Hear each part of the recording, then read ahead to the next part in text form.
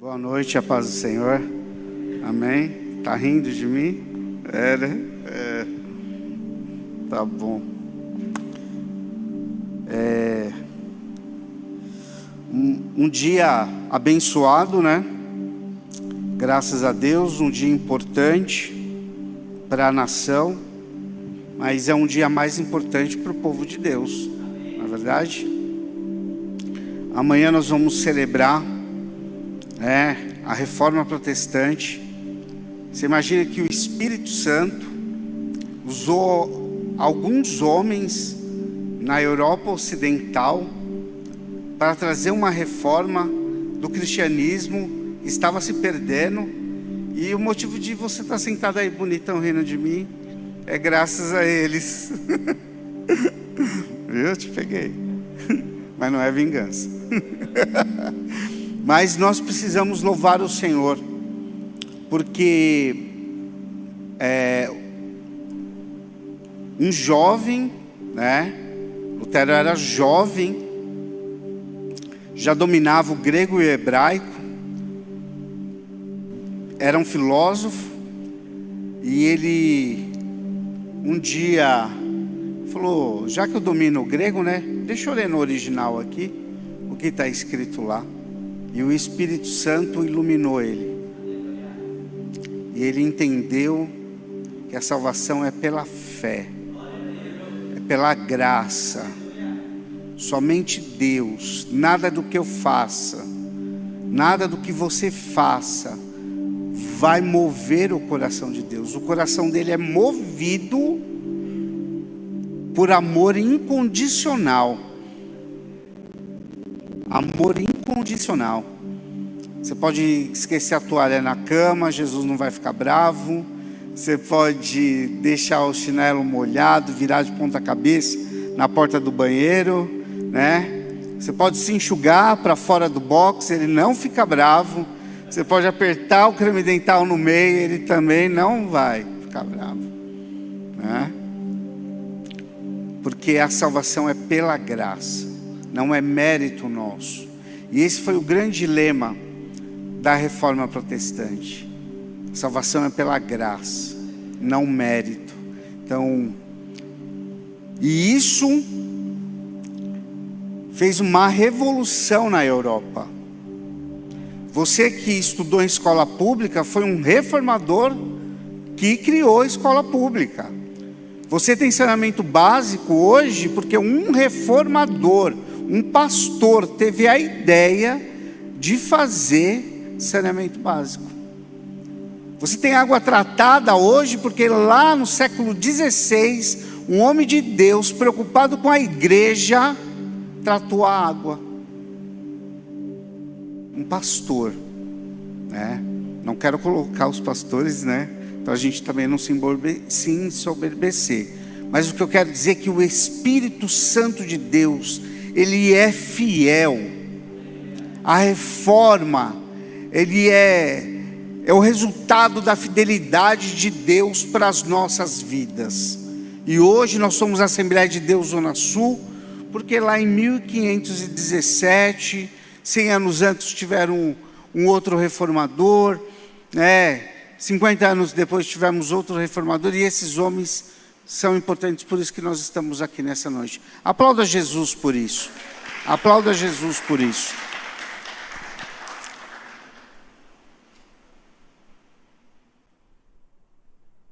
E diante disso, quando eu recebi a incumbência de estar aqui nesta noite pregando, e eu vou ser bem sincero para vocês, eu queria pregar sobre o profeta Jonas. Eu tenho pensado muito em servir a Deus de coração grato, e não por obrigação, ser vomitado por um peixe para poder fazer a vontade do Senhor.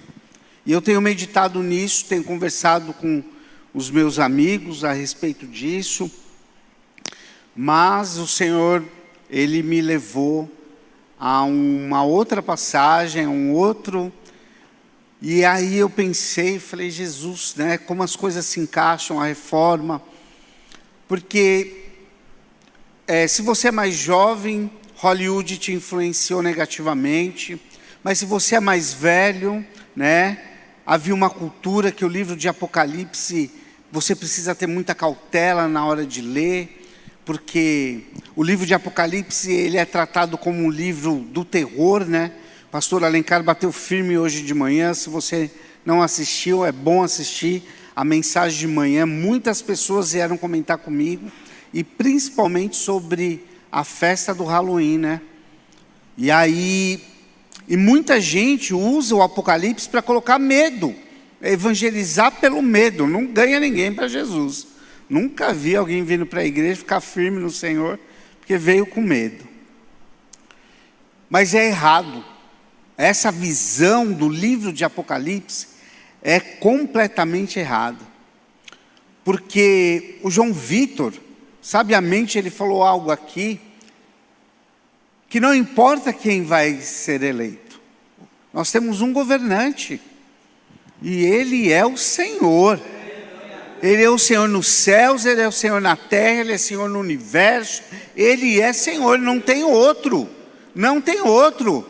Pode ser o Barba, pode ser o da arma, pode ser quem seja, vai ter que obedecer ao Senhor. Não tem conversa. Jesus é soberano.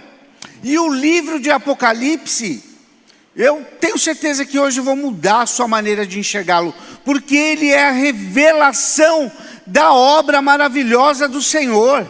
E todas as coisas tenebrosas, fogo, sangue, tudo que vai acontecer é para ímpio, é para não crente, não é para você, não é para mim, não é.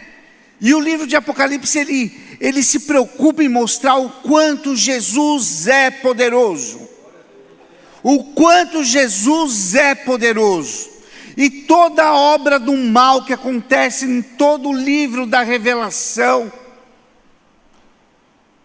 é permissão de Deus. O texto fala, a palavra diz, se você lê atentamente, você vai ver que todas as vezes que o dragão, que a besta, seja lá qual demônio que apareça, ou antes dele aparecer, ou depois, está escrito que foi permitido que ele fizesse.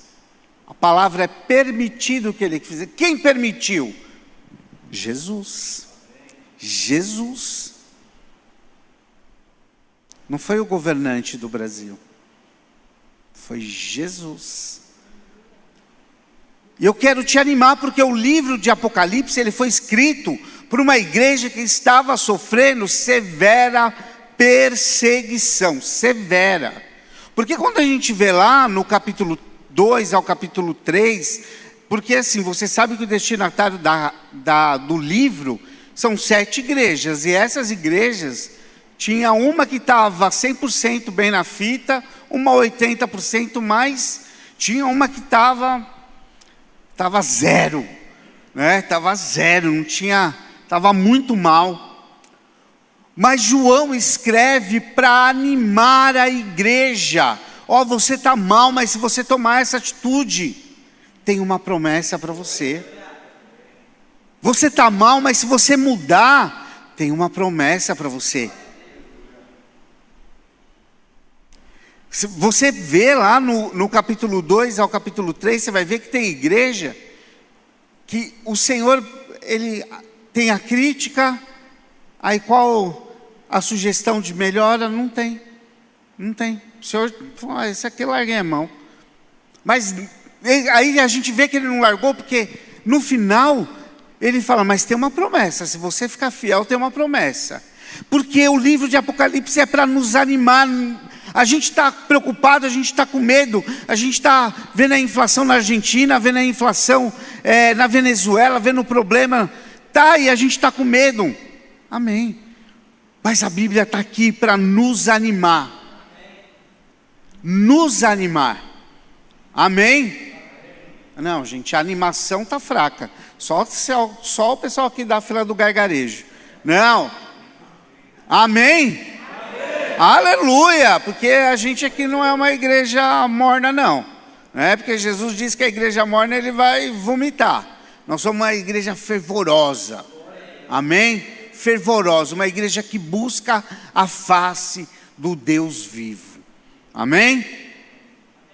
Ah, meu Deus. Amém. Eu que tenho enxaqueca e você que está com... Abre então a sua Bíblia comigo em Apocalipse capítulo 1.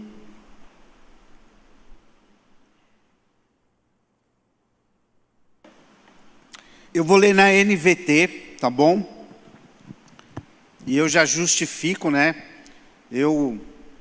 É uma versão mais nova, uma versão que acertou em muitos versículos na hora de traduzir, né? É uma versão mais clara para o entendimento, te anima a ler a Bíblia toda, tá bom?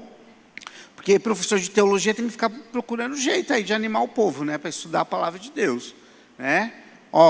Você que está pensando, em 2023 eu vou ler mais a Bíblia, vou estudar mais. Não deixa para amanhã o que você pode começar hoje. Segunda-feira começa o módulo novo, né? Na teologia, profetas, olha que bênção. Então, 8 horas nós começamos a aula e não passamos das 22. Se você tiver alguma dúvida ou quiser saber mais, só me procurar no final do culto. Tem também a diaconisa Cida, que está ali atrás, que é a secretária, o pastor Alencar, que é o coordenador. Estamos todos aqui, tá bom? Vem estudar conosco. Amém? Todos acharam? Então vamos lá, o versículo 1. Revelação de Jesus Cristo, que Deus lhe deu para mostrar a seus servos os acontecimentos que ocorrerão em breve. Em breve. Ele enviou um anjo para apresentá-la a seu servo João, que relatou fielmente tudo o que viu. Este é o seu relato da palavra de Deus e do testemunho de Jesus Cristo. Feliz, e talvez na sua versão esteja bem-aventurado, é aquele que lê as palavras desta profecia. E felizes ou bem-aventurados são aqueles que ouvem sua mensagem e obedecem ao que ela diz, pois o tempo está. Amém, pastor Alencar falou aí com firmeza, acompanha ele nessa daí. Nós, no Brasil, acostumamos a chamar o livro de Apocalipse, que é o termo grego para revelação. O livro de Apocalipse é o livro profético do Novo Testamento. No Antigo Testamento, eu não vou falar todos, tá bom? A gente começa a estudar amanhã, se você quiser saber mais, tem que vir. Mas a gente tem os profetas maiores, né? Isaías, Jeremias, Ezequiel, Daniel. E depois nós temos os profetas menores. Então, são 12 profetas menores. Mas eles não são menores porque eles eram da minha estatura, tá bom? Eles são menores porque o número de profecias, seus livros são menores. Por isso que eles são chamados de profetas menores. Mas no Novo Testamento, nós só temos um livro profético, que é o livro da revelação. Porque Apocalipse em grego significa isso, revelação. O livro da revelação é o único livro profético do Novo Testamento. E esse livro profético, ele foi dado a João, o apóstolo, o discípulo amado, aquele que caminhou com Jesus durante 3 anos e meio, e que no dia, né, que o Senhor instituiu a Santa Ceia, e Jesus lavou os pés dos seus discípulos, João estava com a cabeça recostada sobre o ombro do Senhor, porque ele era, sem dúvida, o mais queridinho de Jesus. Não é pecado, né? O pastor Alencar até, vou pegar o gancho do que ele disse de manhã, não é que Jesus tem preferidos, mas tem uns camaradas que preferem mais ele, não é? Eu estou nessa, eu não sou bobo, não é verdade? Porque com Jesus tudo vai dar certo. Então esse é o livro da revelação. E esse livro foi escrito, essa revelação, essa profecia, o livro é todo profético, tá? Tem uma parte que já aconteceu, né? 7 igrejas, aquelas igrejas não existem mais. Então nós chamamos de interpretação preterista, né? Lembra do português? Pretérito, pretérito perfeito. O Guelph já, isso aí. Português. Então nós chamamos de interpretação preterista, já aconteceu. Mas a maior parte das profecias ainda não se cumpriram. E vão se cumprir. Vão se cumprir. E João recebe essa palavra porque a igreja estava sofrendo muito, que nós nem fazemos ideia do que é isso. Nós nem fazemos ideia. Nós somos privilegiados, né? Nós somos muito privilegiados. E essa igreja estava passando por severa perseguição. Então o Senhor arrebata João. Olha, eu vou dar uma dica, tá? A Bíblia interpreta a Bíblia. Essa é a dica de interpretação bíblica. Se você ouvir assim alguém, fui arrebatado, o Senhor me levou ao céu, mas eu não lembro o que aconteceu. Você fica esperto com isso aí. Porque assim, o apóstolo foi levado ao céu, voltou a escrever um livro de 22 capítulos. Né? Paulo fala em 2 Coríntios capítulo 12, da ida dele ao céu. Né? Estevão, no apedrejamento, antes dele falecer, ele fala, vejo os céus abertos. Então fica ligado nisso aí, não sai atrás de falsas doutrinas não. Foi no céu, conta pra gente o que você viu lá. Vamos ver se está meio parecido com o que João viu, vamos ver se está meio parecido com o que Paulo. Então E o Senhor deu a ele porque a igreja precisava se animar, e nós precisamos nos animar. Meu irmão, quando eu me converti, eu já vinha de um berço de uma avó pentecostal. Então, falar em batismo do Espírito Santo era prioridade. Hoje é secundário. Santificação, confissão de pecado, né? Era normal. Mas hoje, a gente vê na igreja do YouTube, não sei se você já foi lá nessa igreja, chama YouTube, não tem esse tipo de pregação. Não tem, você é vencedor, você pode tudo, vai que Jesus está indo, e é só isso. Transformação, arrependimento, santificação, vida com Deus, arrepender dos seus pecados, não. Mas o livro de Apocalipse, ele deixa claro, o livro da revelação, o livro profético do Novo Testamento, ele deixa claro que tudo aquilo que você tem medo, que você leu, os gafanhotos que vão sair do centro da terra, né, metade do oceano vai ser destruído, e o sol vai se apagar, a lua vai ficar vermelha, vai ser uma loucura, e vai mesmo. E a gente, nem um filme, nem o Spielberg consegue representar como vai ser louco o negócio. Não consegue. Só que aquele que for fiel ao Senhor não vai sofrer. Porque o consolo do Espírito Santo é certo. Amém? Amós, no capítulo 3, no versículo 7, ele diz: certamente o Senhor soberano não fará coisa alguma sem antes revelar seu plano a seus servos, os profetas. O livro de Apocalipse é a revelação, é um livro profético. Então o Senhor está nos alertando. E nós precisamos ligar a nosso radarzinho. O sangue de Jesus tem poder. Precisamos ligar o nosso radar. O tema da mensagem é: anime-se.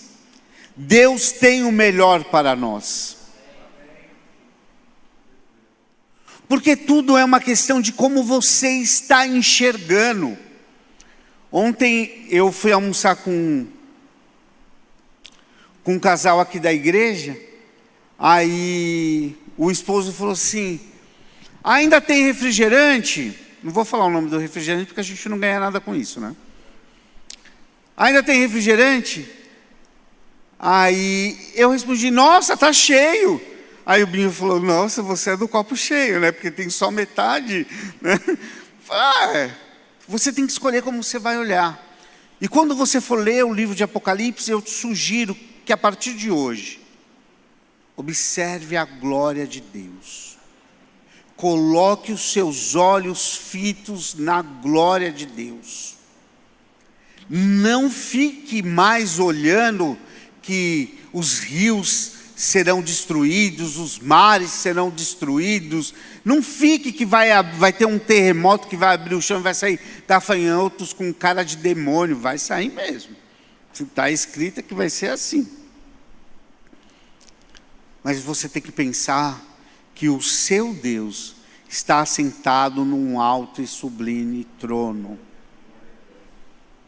Você tem que pensar que Ele está sendo adorado nesse exato momento.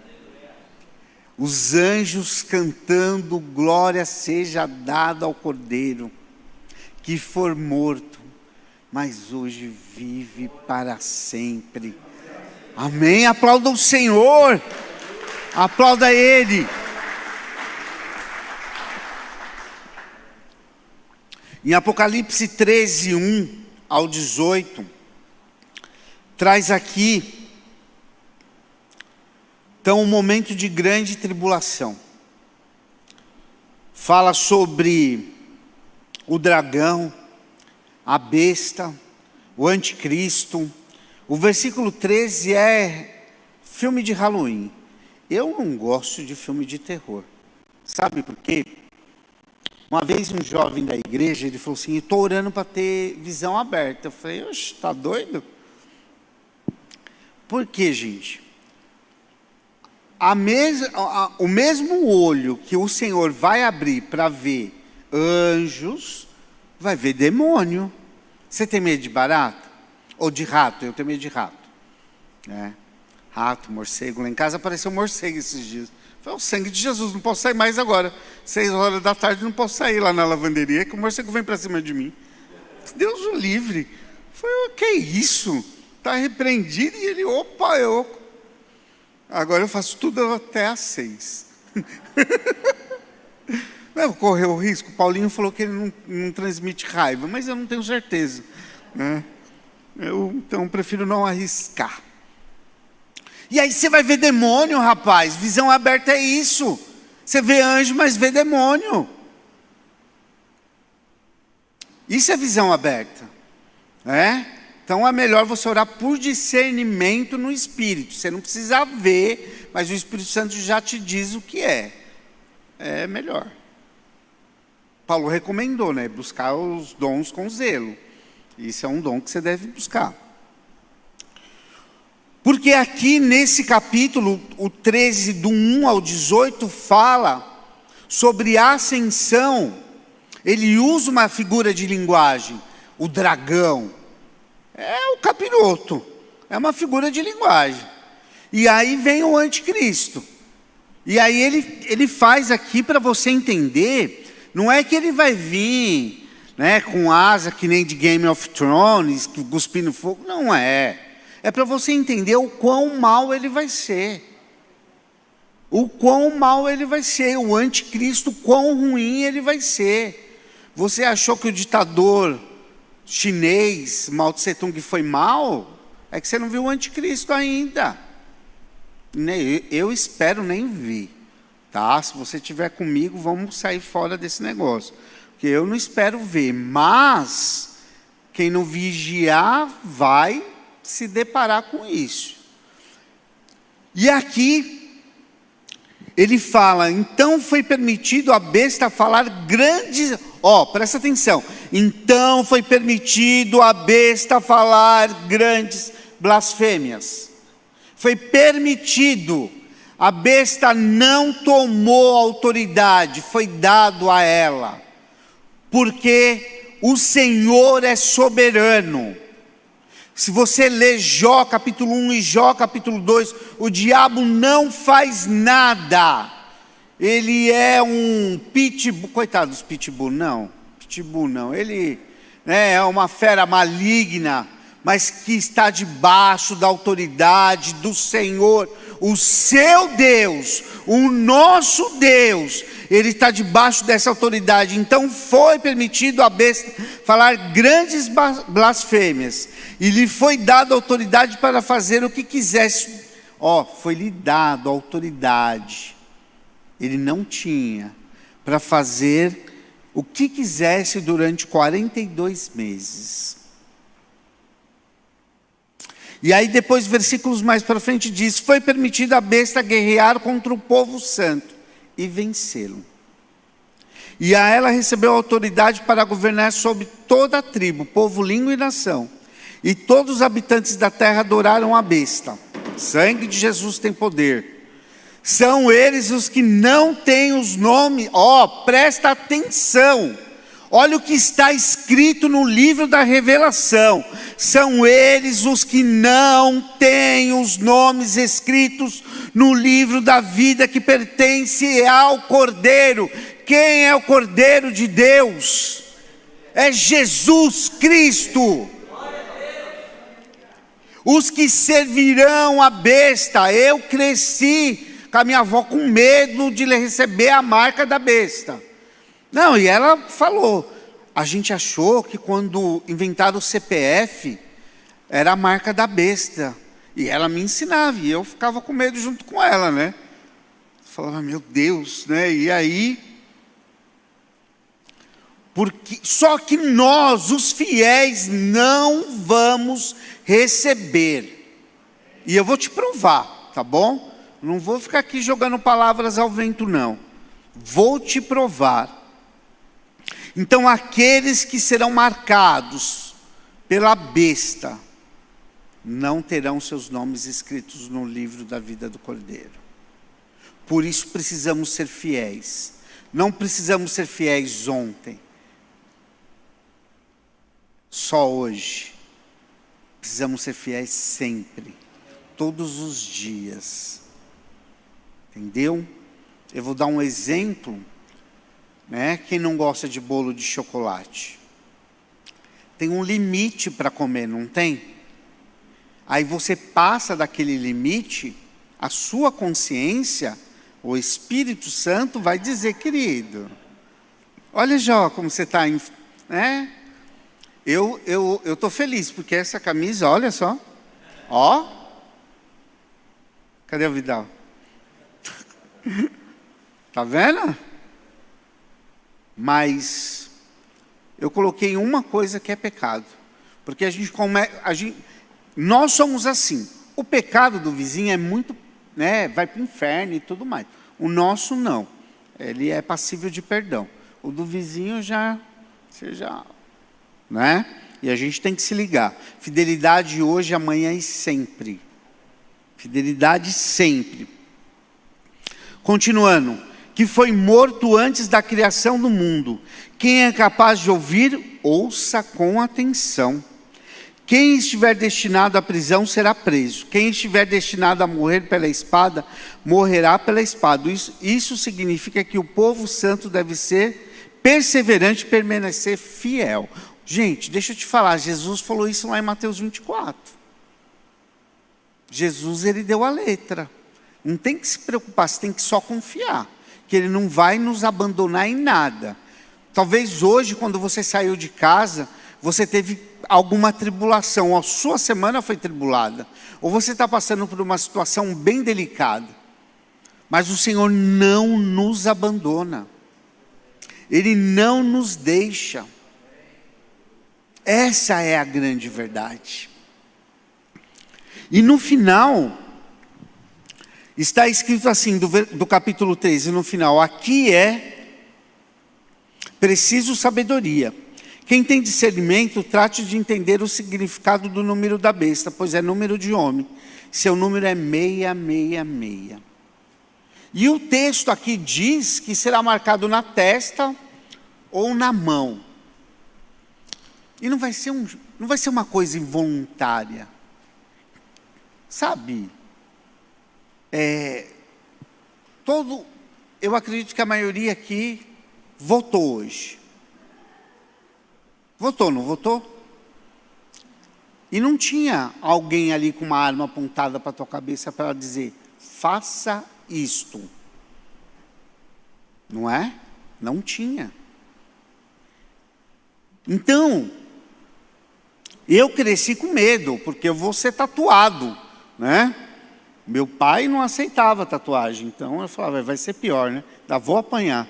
Vou ser tatuado e ainda vou apanhar, sem meu consentimento. Mas aqui é para aqueles que não têm o nome escrito no livro da vida do Cordeiro. Porque no capítulo 14, o versículo 1 e 2 diz: então vi o Cordeiro em pé no Monte Sião, e com eles estavam 144 mil. Existe muita especulação a respeito desses 144 mil. Mas o fato que eu quero usar isso como exemplo, eu não vou dar aula de interpretação de Apocalipse, tá bom? Tem que vir na teologia para isso. Mas agora eu quero usar os 144 mil como exemplo de povo santo, de povo fiel, de crentes em Jesus, de homens e mulheres servos do Senhor Jesus. Os 144 mil que tinham o nome dele e o nome do seu pai escritos na testa. A maioria dos teólogos acredita que é a unção do Espírito Santo. Que o povo fiel vai ser ungido pelo Espírito Santo. E nós, como igreja de Cristo, já recebemos essa unção. Nós já somos morada, né? Não somos a casinha favorita, né? Nós somos morada do Senhor.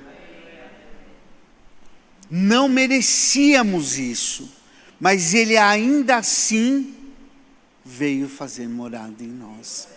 Então esse versículo, ele me trouxe uma calma. Ele me trouxe uma calma, porque eu estava preocupado. Mas aqui diz que os santos receberão a marca do Pai, a marca do Filho. Que nós não temos que temer se formos fiéis ao Senhor. É isso que nós precisamos, fidelidade. Você viu aqui o testemunho de um casal de pastores na Síria. 60% da igreja, porque a guerra não parou. Parou de sair no jornal. Parou de vender jornais, a mídia não se preocupa mais. Mas o Brasil continua recebendo refugiados sírios. A guerra continua lá. E eles estão sendo luz em meio àquelas trevas. Eles estão sendo sal da terra. Eles estão acolhendo as pessoas feridas, atendendo 1.500 pessoas por mês em uma clínica, não é um hospital. Então imagina, e ele não quer saber se é muçulmano, se é budista, se é cristão. Eles estão mostrando o amor de Jesus. Estão fazendo a obra do Senhor. E aí, é claro que cada um tem um chamado aqui, não é todo mundo igual. Né? Nós estávamos conversando há 2 terças-feiras atrás, né? A nossa querida irmã e futura pastora pregou, Bruna, e a gente conversou no final e ela falou: É que o chefe estava de olho, eu fiquei meio nervosa, né? Aí a gente conversou ali, né? É bênção, ele é um excelente, um exímio pregador. E a gente tem que comer muito arroz com feijão para chegar um pouco mais perto. Mas não dá para querer imitá-lo, né? Que ele vem aqui com um post-it, você sabe o que é post-it, né? Ele vem com um post-it e prega 1 hora. E aí você fala, Jeová, de onde sai isso? Né? E aí, eu costumo dizer, né, para os novos pregadores, você tem que comer mais feijão com farinha, porque pastor Alencar, a gente tem que imitar a fidelidade dele. Né? Querer pregar com post-it, você vai se embananar. Né? Mas é 30 anos aí pregando, né? Então é muito tempo. Porque cada um tem um chamado. É isso que eu quero dizer. E o Senhor vai te usar dentro disso. Você não pode condicionar a sua fidelidade a Deus, a sua limitação. Porque quando eu recebi o convite, não é bem assim, né, aquele convite, né? Bonitinho, será que você poderá comparecer ao evento, né? É um pouco mais direto. Jeová, aleluia. E o que eu pensei? Primeiramente, a minha limitação. Mas o Senhor, Ele vai usar a sua fraqueza para mostrar a força dEle. Ele vai usar a sua limitação para mostrar que não depende de você. É tudo por Ele, é tudo para Ele. É isso. E por isso que nós devemos nos concentrar em fazer a vontade de Deus. Porque em Apocalipse 14:1 está escrito: então viu o Cordeiro em pé no monte Sião, e com ele estavam 144 mil homens fiéis, homens de Deus, mulheres de Deus, que tinham o nome dele e o nome de seu pai escrito na testa. Ouvi um som que vinha do céu, como um som de fortes ondas do mar, como um som de um poderoso trovão. Era como o som de muitos arpistas tocando juntos. Era a comunhão dos santos, glorificando. Eram anjos, 24 anciãos, os 4 seres viventes, os santos de Deus. E nós precisamos pegar essa boa notícia e carregá-la não só para a segunda, não só até sexta, mas até que o Senhor venha. Nós precisamos pegar essa boa notícia e ficarmos firmes na presença do Senhor. É isso que nós precisamos fazer. Porque em 1 Pedro 2,9 está escrito que vocês, porém, são povo escolhido. Nós somos povo escolhido. Você que está aqui, você que está nos assistindo, você que nos assistirá, você é povo escolhido, não é casualidade. Não existe casualidade nas coisas do Senhor. Não existe. Hoje mesmo aconteceu algo curioso. Estava eu e o profeta Elias do meu lado, e aí eu me emocionei bastante no culto de manhã. E ele não é recomendado, né? Mas ele abriu a minha Bíblia ali. Ele falou: nossa, olha o que saiu. Aí foi uma bênção.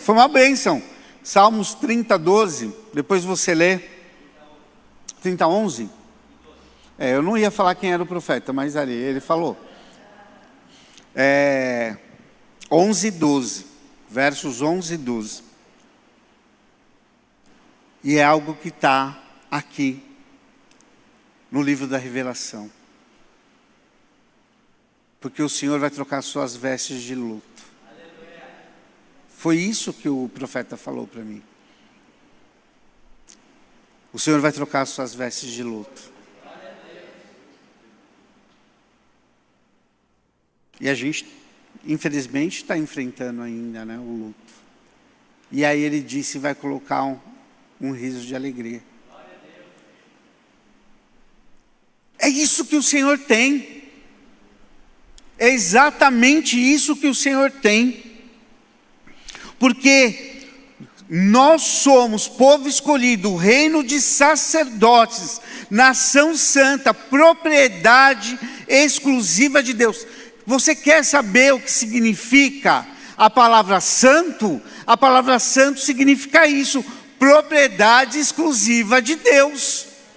Isso aqui está, copo d'água não, porque senão vira misticismo, né? É só um exemplo.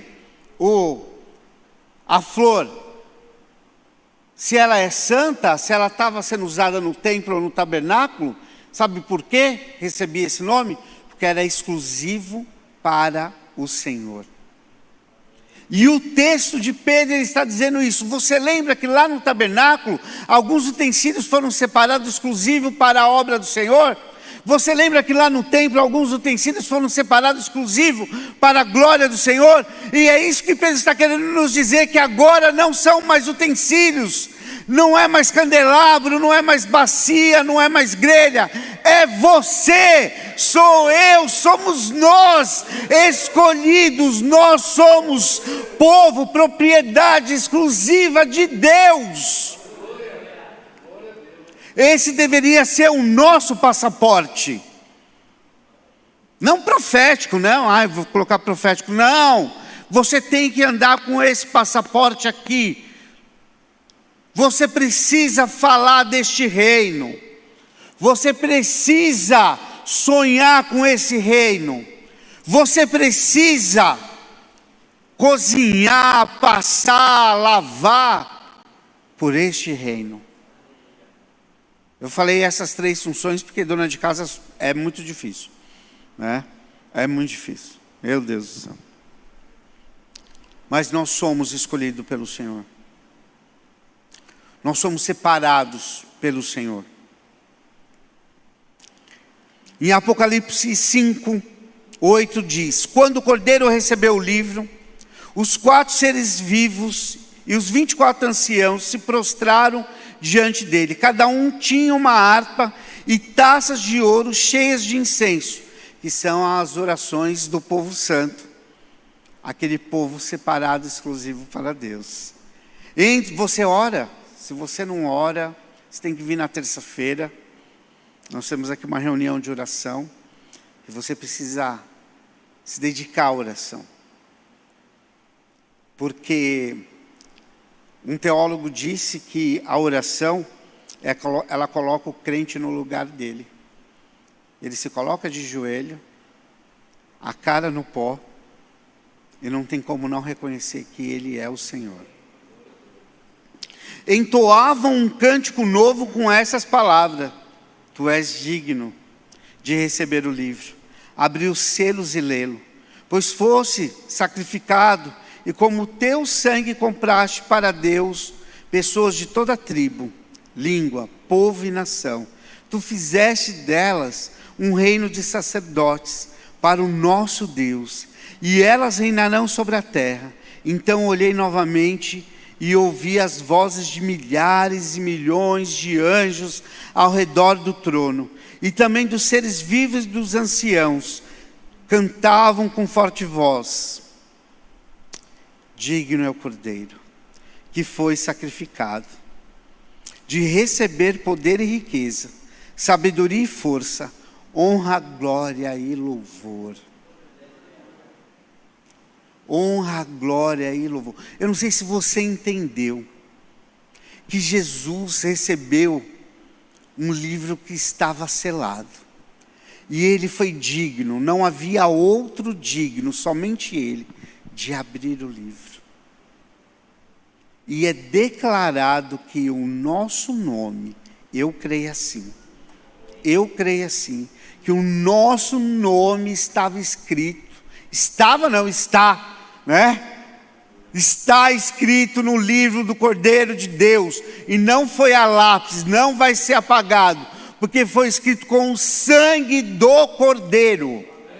É com o sangue do Cordeiro, é o sangue dele. Então está lá Valmir Rogério Pinheiro de Oliveira, né? Pretendo ser fiel até o fim, eu quero ganhar uma coroa, eu quero ganhar uma pedra com meu novo nome, eu quero ser digno da árvore da vida, eu quero ter o meu galardão de viver com Cristo eternamente.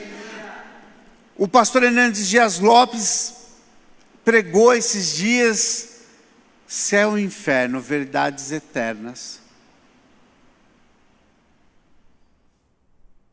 E nós vamos passar a eternidade no céu. É o que o texto está dizendo. Se coloque em pé, por favor.